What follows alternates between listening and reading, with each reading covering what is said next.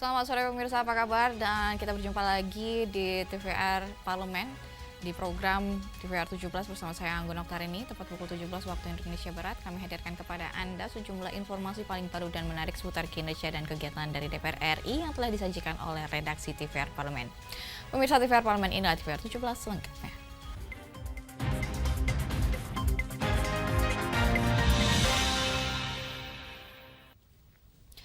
Pelaksanaan pendaftaran tanah sistematis lengkap di Jawa Timur tahun 2023 melampaui target yang telah ditetapkan sebelumnya. Di sini Komisi 2 DPR RI apresiasi kinerja Kanwil BPN Jatim yang bermanfaat memberikan kapasitas hukum atas kepemilikan tanah bagi masyarakat. Pelaksanaan pendaftaran tanah sistematis lengkap atau PTSL di Jawa Timur untuk tahun 2023 terrealisasi sebanyak 1.210.335 bidang dari target 1.209.780 bidang atau mencapai 100,1%.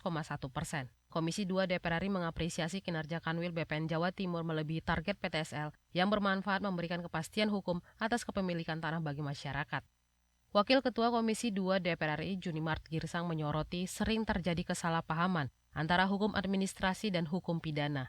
Penegakan hukum dalam sektor pertanahan memang penting, namun urusan administrasi seharusnya tidak dicampur adukan dengan hukum pidana. Penyelesaian sengketa pertanahan bisa diselesaikan melalui mediasi oleh BPN dengan mengutamakan kebenaran formal sesuai fakta dan perumusan kebijakan penetapan hak tanah. ATR BPN itu, pertanahan itu tidak pernah menyangkut kepada dalam kerja-kerja menyangkut pidana, selalu masalah administrasi. Nah, kecuali itu OTT atau suap, silahkan diproses. Nah, kendala yang ada selama ini seringkali teman-teman dari BPN itu dipanggil oleh APH dalam rangka menyangkut pertanahan yang mestinya yang paham pertanahan adalah BPN itu sendiri. Nah, yang memanggil itu mestinya menanyakan kepada Kasih, Kabid atau Kakantahnya bagaimana sih masalah tanah ini. Bukan langsung menjudge bahwa Bapak salah. Menurut Junimart Girsang, BPN harus menjadi pihak yang memahami masalah pertanahan dan membangun komunikasi dengan aparat penegak hukum untuk menghindari kesalahpahaman. Dari Jawa Timur, Ridwan TVR Parlemen melaporkan.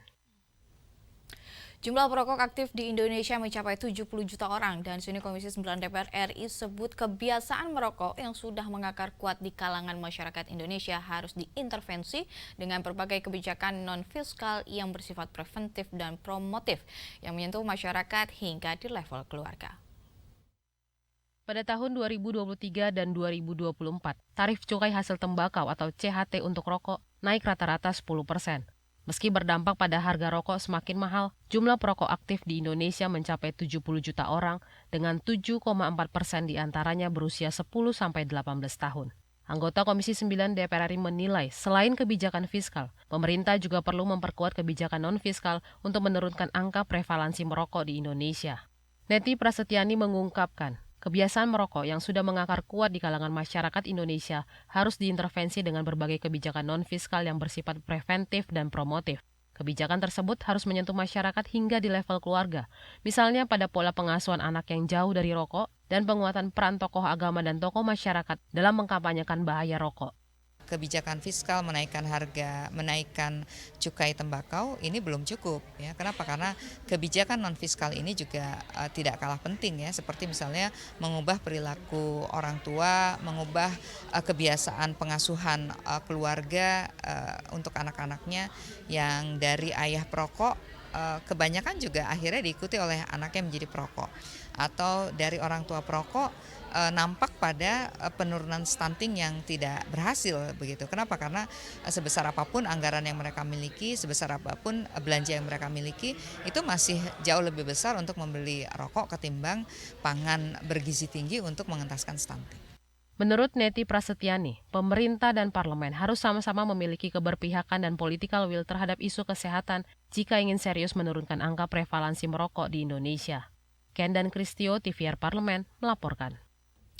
Terkait tewasnya 7 remaja tewas di Kali Bekasi, Komisi 3 DPR RI meninjau langsung ke lokasi kejadian guna mengetahui duduk permasalahan sebenarnya, agar tidak ada spekulasi terkait dengan penanganan kasus tersebut. 7 remaja tewas di Kali Bekasi setelah menceburkan diri untuk menghindari patroli polisi karena membubarkan tawuran. Terkait itu, Komisi 3 DPR RI melakukan peninjauan ke lokasi kejadian untuk mengetahui duduk permasalahan sebenarnya. Komisi 3 DPR RI meminta tidak ada spekulasi terkait penanganan kasus ini. Hingga informasi ini disusun, 3 remaja telah ditetapkan sebagai tersangka dan ditahan polisi. Wakil Ketua Komisi 3 DPR RI Habibur Rahman mendukung langkah Polda Metro Jaya yang turun langsung menangani peristiwa ini. Publik diminta menunggu dan mengawasi kepolisian melakukan penyelidikan sesuai aturan. Komisi 3 DPR akan terus mengawal penanganan kasus ini hingga tuntas. Itu kelihatan sekali tuh airnya muter tuh karena hujan, kita lihat tuh ada kayak pusarannya itu. Kayak pusara. Nah, mungkin itulah yang menjadi penyebab. Kita nggak mau berasumsi dulu, kita hormati proses investigasi yang dilakukan oleh Polres Metro Kota Bekasi. Kita dukung teman-teman kerja maksimal ya supaya kasus ini bisa terungkap. Hal senada disampaikan anggota Komisi 3 DPR RI Arteria Dahlan yang meminta masyarakat memberikan keleluasan pada aparat kepolisian untuk mengusut tuntas penyebab tewasnya 7 remaja tersebut. Polisi diyakini mampu mengungkap penyebab kematian. Kita Komisi 3 mendukung penuh penyelidikan dan proses penyidikan yang tengah berlangsung. Bahkan kita apresiasi Kapolda Metro langsung mengundang Propam ya. Kemudian teman-teman Inavis dan semuanya lah terlibat ya. Sehingga mudah-mudahan dapat menjawab ya yang tidak terang benderang sehingga semuanya ya bisa terselesaikan dengan begitu transparan, begitu akuntabel sesuai dengan visinya Pak Kapolri yang namanya presisi. Dari Jawa Barat, Andri TVR Parlemen melaporkan. Sepak terjang fungsi pengawasan DPR berlanjut di meja rapat panitia khusus angket haji. Poin utama fokus penyelidikan panitia angket yaitu mulai dari manajemen kuota haji, penyelenggaraan perjalanan ibadah haji, serta manajemen pembiayaan haji. Kami akan hadirkan informasi selengkapnya sesaat lagi. Tetap bersama kami di TVR 17.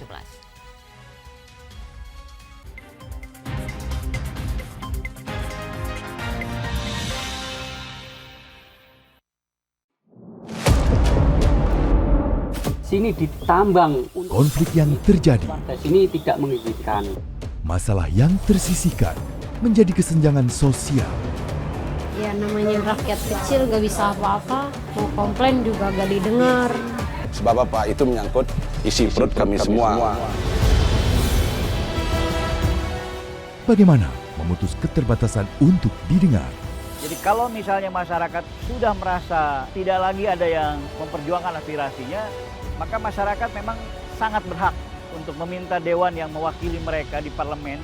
Kami menyusuri batas-batas peristiwa, mengurai berbagai polemik yang terjadi, meluruhkan suara-suara marginal, menjadi nyata dalam setiap aspirasi, melaksanakan tugasnya sebagai wakil rakyat. Saksikan Aksi Dewan setiap hari Senin dan Rabu pukul 10.30 waktu Indonesia Barat hanya di TVR Parlemen.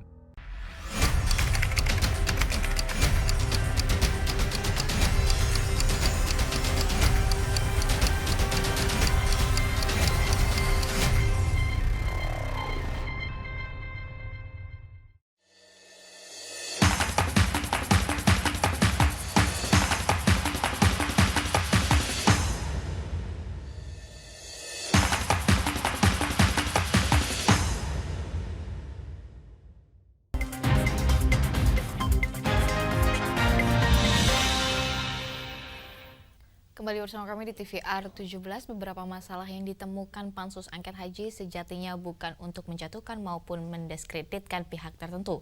Upaya Pansus Haji bertepuk sebelah tangan. Di sini Menteri Agama mangkir dari pemanggilan tim Pansus Angket Haji. Simak informasi mendalam yang telah dirangkum dalam segmen editorial Parlemen berikut ini.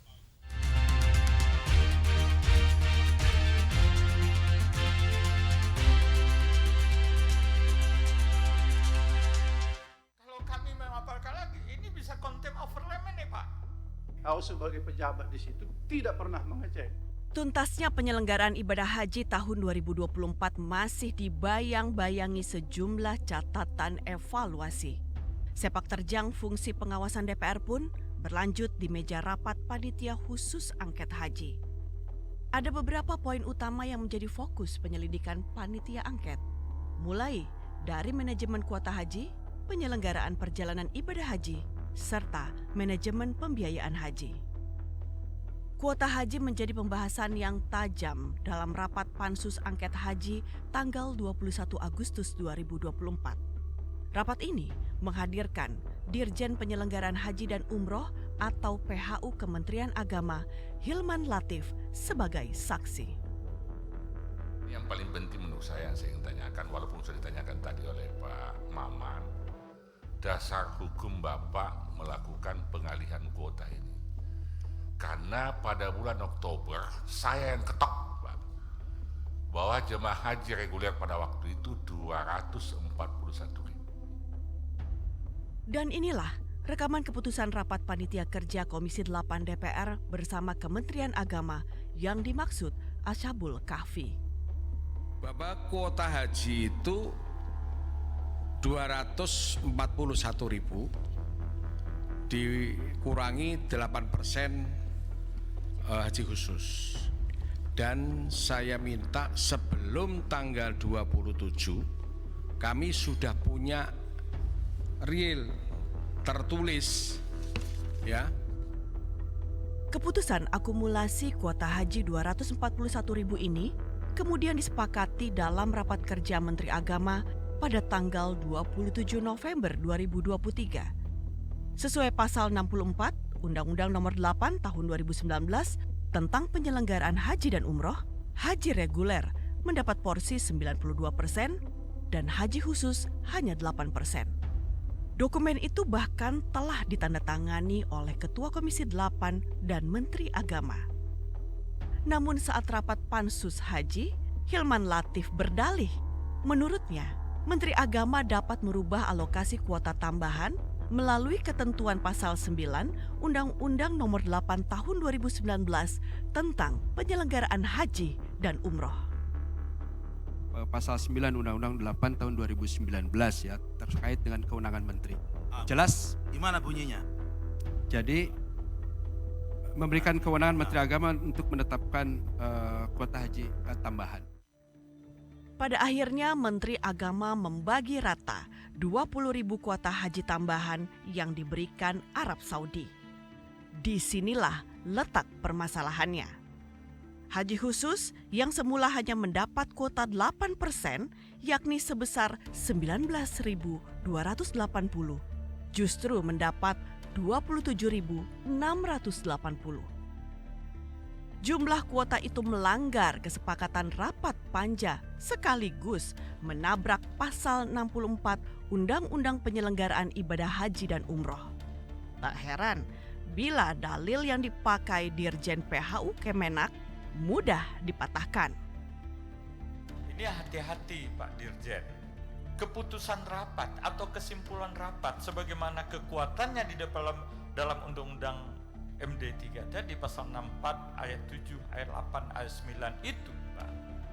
Kalau Bapak langgar itu sama kalau ada contempt of parliament itu Pak. Sebab inilah yang menjadi rujukan keluarnya Perpres. Saya tanya sama Bapak, betul nggak ini yang menjadi rujukan keluarnya Perpres? Perpres itu tidak akan keluar kalau tidak ada kesimpulan rapat. Kesimpulan rapat itulah yang Kementerian Agama langgar.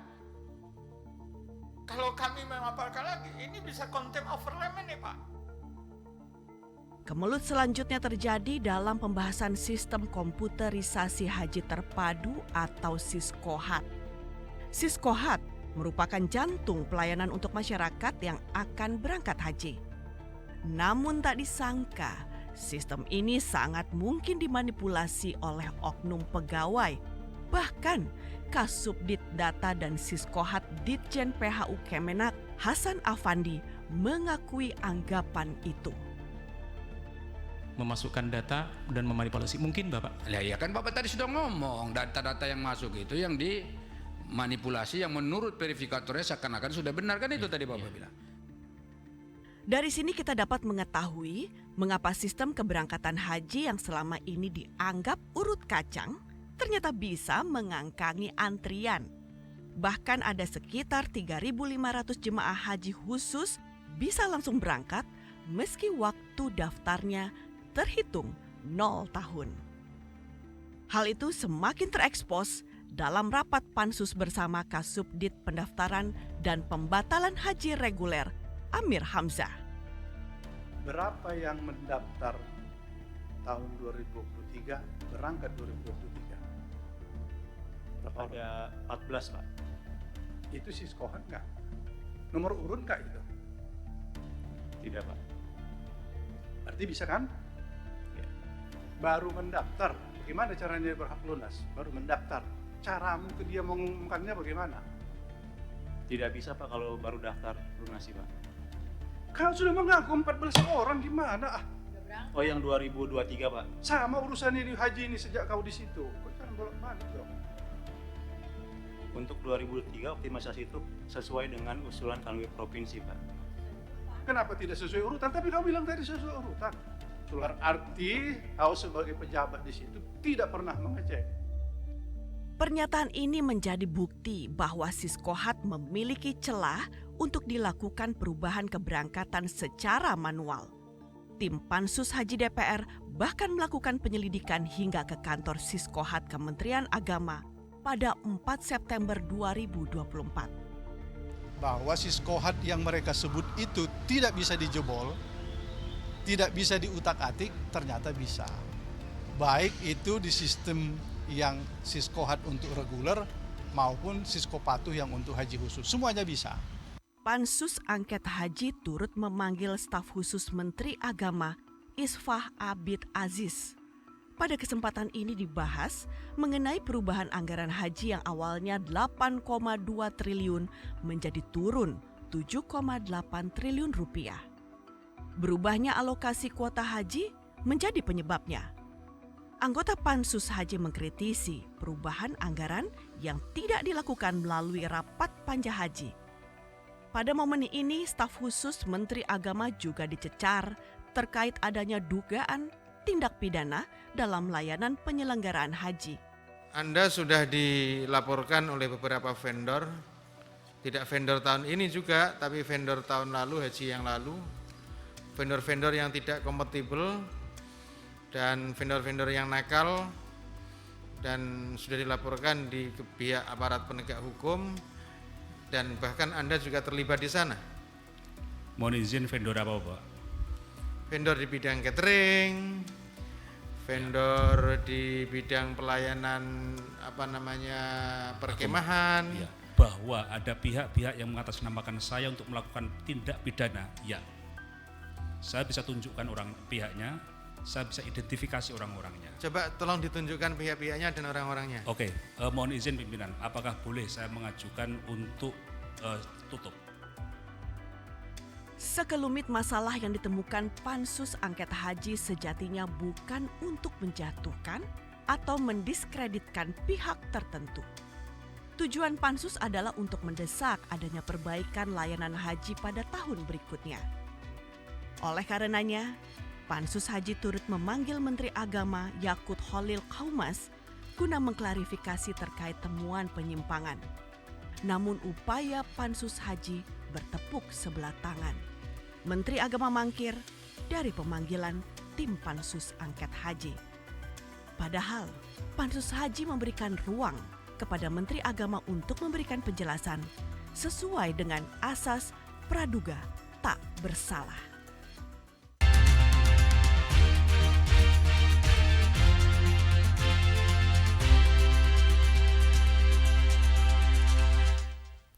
Pemirsa, deflasi yang terjadi selama 4 bulan berturut-turut pada Mei hingga Agustus 2024 harus menjadi perhatian pemerintah. Fenomena ini menurut pendapat para ahli bisa menjadi sinyal akan terjadinya krisis ekonomi. Informasi selengkapnya jangan kemana-mana, tetap bersama kami di TVR 17.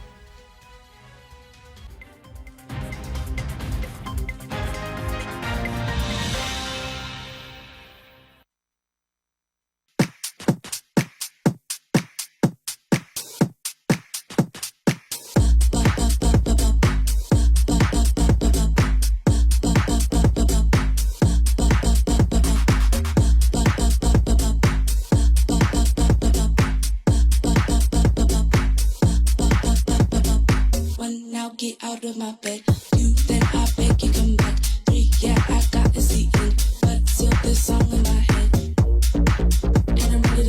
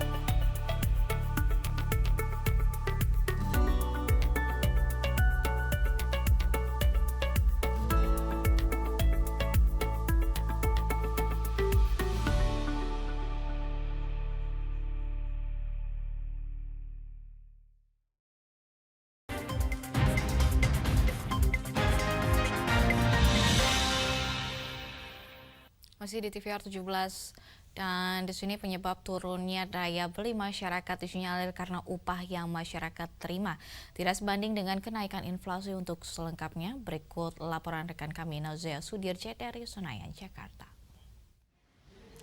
Baik pemirsa TVR Parlemen dimanapun Anda berada, sebagaimana diketahui bahwa Indonesia mengalami deflasi selama 4 bulan berturut-turut.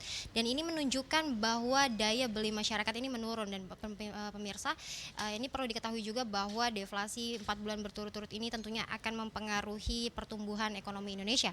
Dan untuk mengetahui seperti apa informasi lebih lanjut terkait dengan deflasi yang dialami Indonesia selama 4 bulan berturut-turut ini, kita akan membahasnya bersama salah satu anggota Komisi 11 DPR RI, yakni Bapak Kamrul Samad dari fraksi Gerindra ya Pak. Baik Pak, terkait dengan yang terjadi di Indonesia saat ini, mengalami deflasi selama 4 bulan berturut-turut ini, sebetulnya apa yang terjadi di Indonesia nih Pak? Pertama, kita melihat bahwa ada penurunan daya beli masyarakat sehingga mempengaruhi demand side kita. Demand side mengalami penurunan karena ada daya beli masyarakat yang mengalami penurunan. Kenapa daya beli masyarakat mengalami penurunan? Karena kelas menengah kita sekarang ini kecenderungannya sedang mengalami kesulitan terhadap instrumen ekonomi yang mereka bisa harapkan ke depan.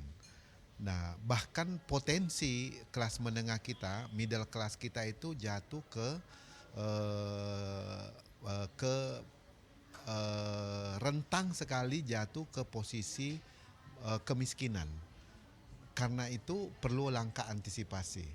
Bagaimana langkah antisipasinya? Yang pertama sekali, dalam kebijakan mikroprudensial kita, termasuk industri perbankan kita mengharapkan industri perbankan kita benar-benar bisa dimanfaatkan dengan baik dengan cara menurunkan suku bunga. Jadi interest margin dari industri perbankan kita harus diturunkan. Yang kedua, prosedur dan mekanisme terhadap pengajuan kredit konsumtif juga harus dipermudah aksesibilitasnya. Yang ketiga yang tidak kalah penting itu adalah bagaimana sektor consumerism betul-betul bisa didorong kembali melalui program spending government melalui bantuan sosial. Misalnya percepatan penuntasan program PKH, belanja dana desa, kemudian DBH bagi hasil, kemudian pelaksanaan DAK.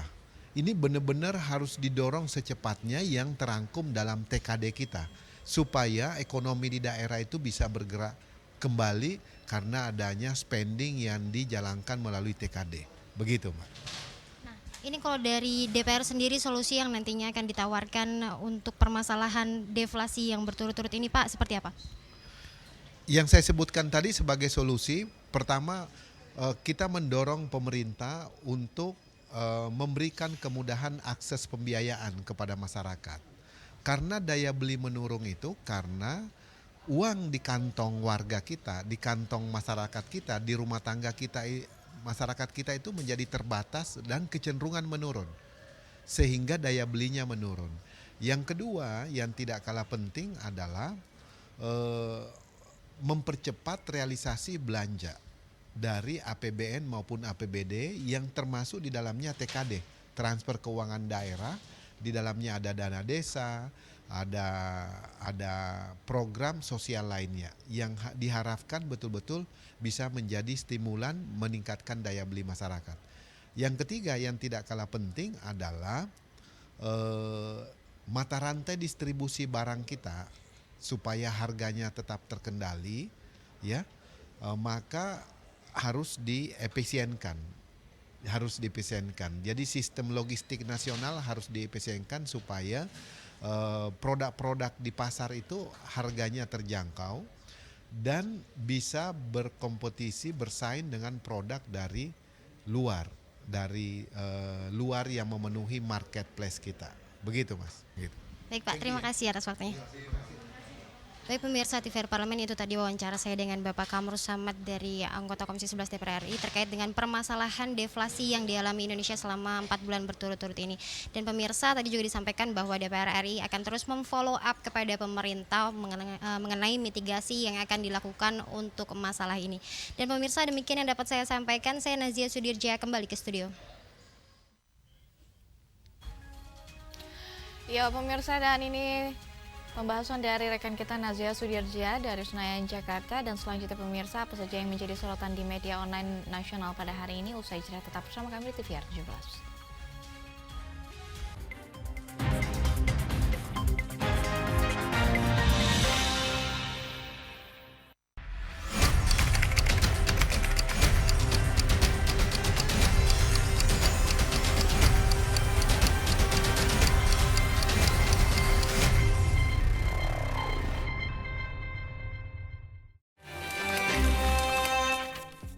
Sekarang kita sedang ada di balik kursi. Wah, di balik kursi ada sofa kayaknya.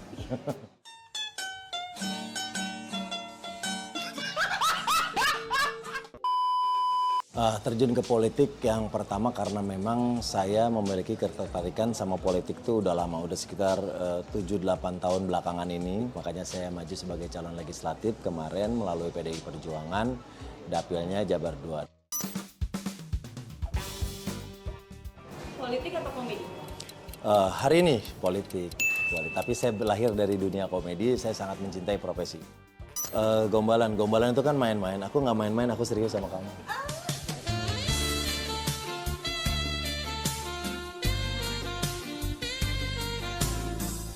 Segera, hanya di TVR Parlemen.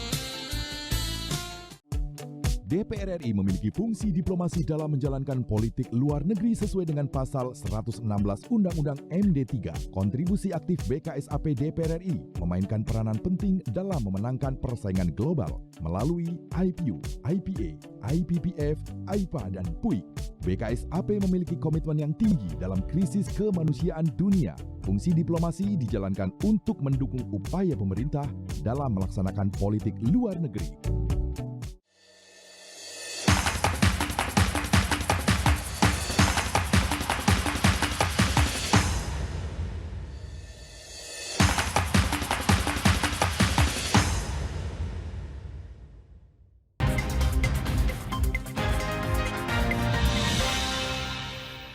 Kembali bersama kami di TVR 17 dan kali ini kita masuk ke segmen media online nasional pemirsa, dan mari kita simak isu apa saja yang menjadi sorotan media serta tanggapan dari sejumlah anggota dewan bersama rekan kami Rini Reski.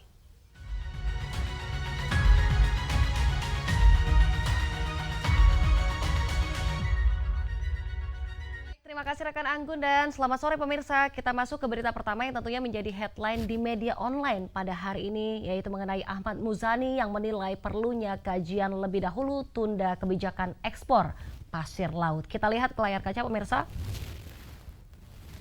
Dan di sini anggota DPR RI yaitu Ahmad Muzani meminta pemerintah tunda kebijakan ekspor pasir laut dan juga mengkaji terlebih dalam di sini dulu sebelum mengeksekusi kebijakan tersebut, tentunya guna menghindari banyak kerugian. Dan pemerintah diminta mendengarkan lebih dahulu masukan dari para aktivis lingkungan. Dan jangan sampai ini pemirsa, keuntungan ekonomi justru membawa kerusakan besar pada lingkungan hidup. Sebagaimana diketahui pemirsa, pemerintah telah resmi membuka keran ekspor pasir laut setelah Menteri Perdagangan yaitu Zulkifli Hasan menerbitkan Peraturan Menteri Perdagangan nomor 20 tahun 2024 dan juga Permendak nomor 21 tahun 2024. Dua aturan itu tentunya pemirsa merupakan turunan dari Peraturan Pemerintah nomor 26 tahun 2023 tentang pengelolaan hasil sedimentasi di laut yang diteken Presiden Joko Widodo pada Mei 2023 lalu. Kita masuk ke berita selanjutnya yang juga menjadi headline di media online pada hari ini pemirsa, yaitu DPR RI menilai pengetatan aturan rokok berpotensi timbulkan PHK massal yang mengancam hajat hidup orang banyak. Kita lihat kembali di layar kaca. Dan di sini pemirsa, aturan pemerintah terkait pengetatan pada produk rokok yang tertuang dalam Peraturan Pemerintah nomor 28 tahun 2024 tentang kesehatan, tentunya menimbulkan polemik ya pemirsa, dan aturan pengetatan dalam berbagai aspek terkait rokok ataupun produk tembakau tentunya berpotensi menyebabkan terjadinya pemutusan hubungan kerja besar-besaran dalam industri hasil tembakau. Karena PP nomor 28/2024 mengatur banyaknya pengetatan terhadap produksi rokok, termasuk rancangan peraturan Menteri Kesehatan sebagaimana aturan pelaksanaan dari PP yang membuat standarisasi kemasan atau kemasan rokok polos tanpa merek.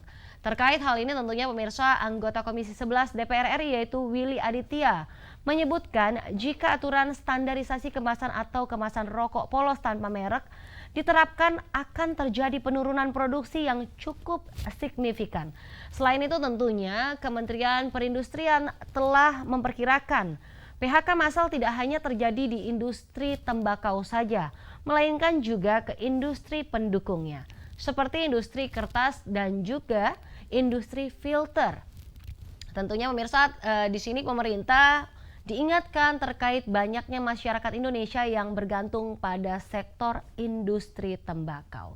Baik, itu tadi headline di media online pada hari ini yang saya sampaikan terkait Ahmad Muzani yang menilai perlunya kajian lebih dahulu tunda kebijakan ekspor pasir, dan juga serta DPR RI nilai pengetatan aturan rokok berpotensi timbulkan PHK massal yang mengancam hajat hidup orang banyak. Sekian dari saya Rina Reski, kembali ke rekan Anggun. Terima kasih, selamat sore.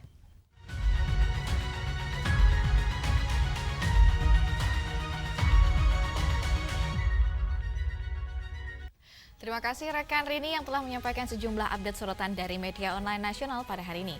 Segmen media online tadi sekaligus menutup program TVR 17 edisi sore hari ini. Dan pemirsa, tidak lupa kami mengingatkan kembali bahwa pada tanggal 1 Oktober 2024 nanti Anda dapat menyaksikan momen pelantikan anggota DPR RI periode di 2024 hingga 2029 secara langsung.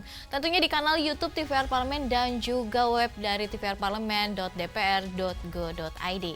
Saya Angga Dokter Rini beserta seluruh kru TVR Parlemen yang bertugas mengucapkan terima kasih dan pamit undur diri dari hadapan Anda. TVR Parlemen, referensi Indonesia.